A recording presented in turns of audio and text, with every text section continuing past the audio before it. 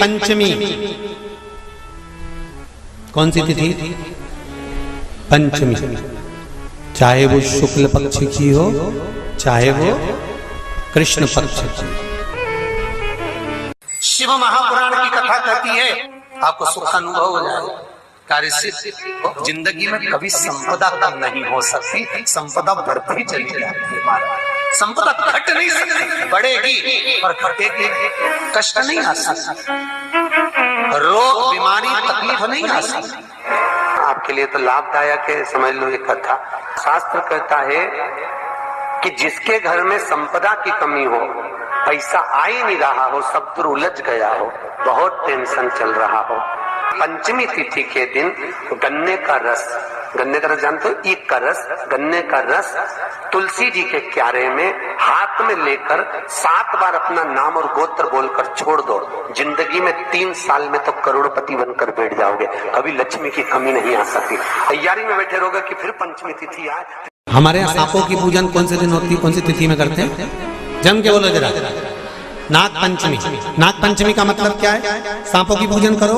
नाग पंचमी का मतलब होता है शंकर जी के मंदिर में जाकर 1 लोटा जल समर्पित कर दो। उसका कारण क्या है कि हमारे परिवार में, हमारे कुटुंब में, परिवार में कोई 7 पीढ़ी के अंतर्गत भी अगर कोई जीव तड़प रहा होता है, पड़ा हुआ होता है, उसकी मुक्ति नहीं होती है, तो पंचमी का चढ़ा हुआ जल उस जीव को प्राप्त हो जाता है और वो जीव तर जाता है, उसका फिर जन्म नहीं होता। वो तर संपदा के लिए अर्थात जिसका व्यापार नहीं चलता, जिसके घर में पैसा नहीं आता, या नौकरी नहीं लग रही, या सर्विस नहीं लग रही, आप अप्लाई कर रहे हो, जगह जगह जाकर इंटरव्यू भी दे रहे हो और पैसा नहीं आता, तो उसके लिए भी प्रयास किया जाता है। पर उसके लिए यहाँ पर जो धन के लिए करते हैं, उसके लिए विष्णुपदी के लिए करते हैं। मतलब जैसे गंगा के जल में तुलसी के 11 पत्ते डाले जाते हैं और उसको किसी भी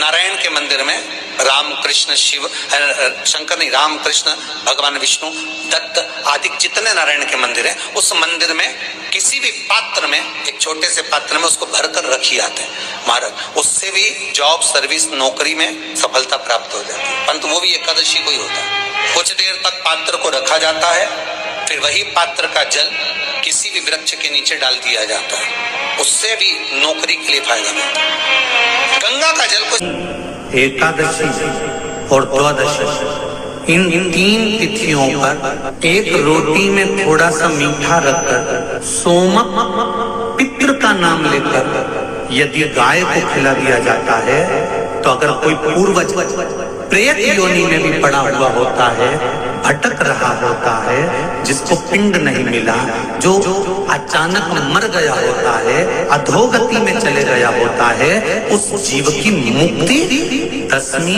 एकादशी और द्वादशी, ये 3 दिन सोमक पितृ का नाम लेकर रोटी में, पूड़ी में मीठा रखकर अगर गाय को खिला दिया जाता है, ये 3 दिन तक, तो वो पितृ कभी भटकते नहीं है, उनको मुक्ति प्राप्त हो जाती है मोक्ष में। दशमी की रात्रि के 12 बजे घी का दिया हथेली में रखकर, दरवाजे के बाहर उस दिए को हथेली में रखकर चंद्र का दर्शन रात्रि के 12 बजे दिए की लो में चंद्र का दर्शन करते हैं, उससे ज्योत प्रबल होती है हमारे। या तो होगा वो नवमी की रात्रि 12 बजे या दशमी की रात्रि की 12 बजे चंद्र का दर्शन, दीप घी का हाथ में जलाकर, नाम गोत्र अपना बोलकर, नरसिंह भगवान का स्मरण कर कर, ज्योति में चंद्र का स्मरण कर कर दर्शन किया जाता है। नेत्र कमजोर हो तो 3 या 4 दिन में ज्योतियों का क्रम बढ़ना प्रारंभ होता है। वैसे तो 15 दिन का लिखा है, पर शिव महापुराण कहती है 3-4 दिन का क्रम बहुत होता है, बढ़ता जाता है। केवल दशमी, चाहे उजाला की हो चाहे अंधेरे की। कौन से महादेव का नाम लेना है? श्रम्भेश्वर महादेव। तो जब कोई व्यक्ति चिड़चिड़ करता है, क्रोध करता है, गुस्सा करता है, तो महाराज शंकर भगवान का श्रम्भेश्वर महादेव का नाम लेकर 31 बेलपत्र, जिस व्यक्ति को क्रोध आता है उस व्यक्ति का स्मरण कर कर आखा चावल मतलब सेगे चावल के साथ 1-1 बेलपत्र, 31 बेलपत्र कर कर शिव जी के शिवलिंग पर समर्पित करी जाती है, मात्र दशमी की तिथि के लिए। केवल दशमी, चाहे उजाला की हो चाहे अंधेरे की। कौन से महादेव का नाम लेना है? श्रम्भेश्वर महादेव, शिव जी का एक छोटे छोटे बच्चे रहते हैं, कुछ कुछ बच्चों को माता जबरदस्ती के भोजन कराती है, खिलाती है, ठोकती, मारती, खिलाती है।